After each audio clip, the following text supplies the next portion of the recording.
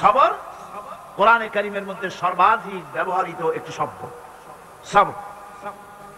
আরবি ভাষায় বিভিন্ন অর্থে এই সবর শব্দ এসেছে, তবে সাধারণত সবর শব্দের অর্থ হচ্ছে অবিচলতা, দৃঢ়তা, সহিষ্ণুতা, মন মেজাজের সমতা, ধীরতা, কষ্ট সহিষ্ণুতা, বরদাস্ত, এগুলি হচ্ছে সবরের অর্থ। আমরা মনে করি সবর হচ্ছে ধৈর্য। হ্যাঁ, ধৈর্যটা ঠিক, কিন্তু সেই ধৈর্যের অর্থ কি?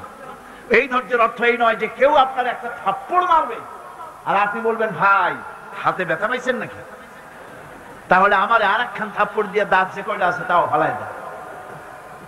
এর নাম সবর নয়।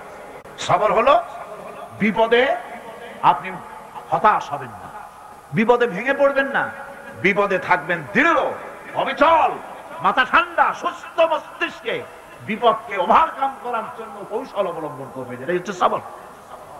ধৈর্য ধরতে হবে অবিচলতার সাথে, দৃঢ়তার সাথে, সহিষ্ণুতার সাথে। এই ব্যাখ্যা দিতে গিয়ে আমি একটা স্টোরি এভাবে বলি। এক সাপ নাকি একবার এক পীর সাহেবের কাছে মুরিদ হয়েছিল।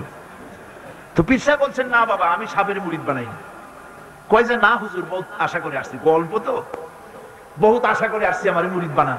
আচ্ছা ঠিক আছে, তবে তোমাকে একটা কাজ করতে হবে। কি কাজ? জিকির আজকার এভাবে করবা, কিন্তু কাউরে দংশন করতে পারবা না। হুজুর মেনে নিলাম। সে করছে কি, ময়দানের ভিতরে গিয়ে কাইট হয়ে ধানোয়া জমিন, ধানের জমিন, প্যাডি লাইন, সেখানে কাঠ হয়ে পড়ে জিকির আজকার করতেছে। রাখাল ধান কাটছে, সন্ধ্যার পর এই ধানগুলি বান্ধানে রেখে দিয়া দড়ি নেই, খুঁজতে খুঁজতে দেখে লম্বা একটা দড়ি। ওইটা যে সাপ সে তো বুঝে না, সে ওইটারে ধরিয়া এরপরে ধানের আটি বাঁধতেছে। সাপে তো খুব মহারাজ, সাপ তো আর যেই সেই সাপ না, মারাত্মক সাপ।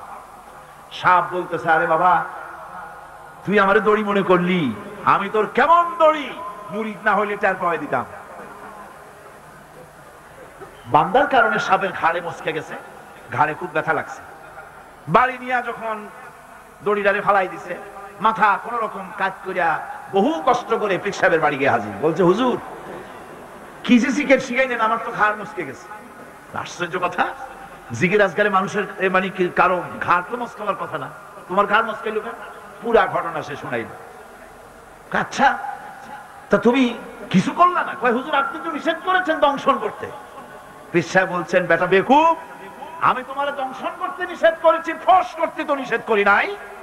যখন তোমারে দড়ি মনে করিয়া হাত গায়ে হাত দিছিল, ফস করে উঠতে 3 লাফ দিয়া ঘোড়ার পার হয়ে দিল্লি চলে যেত।